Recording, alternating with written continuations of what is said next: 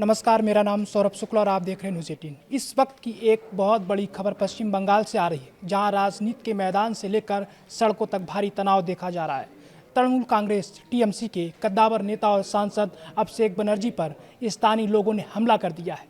हालात इतने बिगड़ गए कि डायमंड हार्बर से 3 बार के सांसद अभिषेक बनर्जी को अपनी जान बचाकर सिर पर हेलमेट लगाकर मौके से भागना पड़ा। उन पर न सिर्फ मारपीट की गई बल्कि पत्थर और अंडे भी फेंके गए। आइए आपको बताते हैं कि आखिर दक्षिण 24 परगना के सोनारपुर में ऐसा क्या हुआ जिसने बंगाल की सियासत में उबाल ला दिया है। दरअसल पश्चिम बंगाल में हाल ही में हुए विधानसभा चुनावों के बाद कई इलाकों से हिंसा की खबरें आई थी। शनिवार को टीएमसी महासचिव अभिषेक बनर्जी इन्हीं चुनाव बाद हुई हिंसा के पीड़ितों और अपनी पार्टी के कार्यकर्ताओं से मिलने पहुंचे थे। उनका पहला कार्यक्रम दक्षिण 24 परगना जिले के सोनारपुर दक्षिण इलाके में था, जहां वे पीड़ित कार्यकर्ता संजू कर्मकार के परिवार से मिलने गए थे। लेकिन जैसे ही अभिषेक बनर्जी वहां पहुंचे, स्थानीय लोगों का गुस्सा फूट पड़ा। भीड़ ने उन्हें घेर लिया, नारेबाजी शुरू कर दी और देखते ही देखते पत्थर और अंडे फेंके जाने लगे। सुरक्षा कर्मियों को अभिषेक बनर्जी को बचाने के लिए उन्हें हेलमेट पहनाना पड़ा और बेहद मुश्किल से उन्हें सुरक्षित बाहर निकाला गया।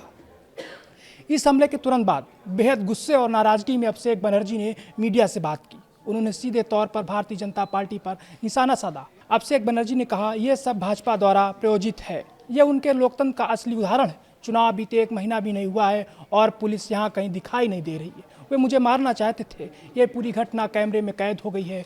हम इस मामले को हाई कोर्ट और राज्यपाल के सामने जरूर उठाएंगे।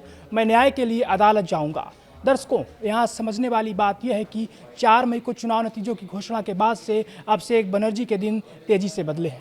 कभी राज की सत्ता में बेहद रसूख रखने वाले अभिषेक बनर्जी आज चौतरफा दिक्कतों से घिरे नजर आ रहे हैं।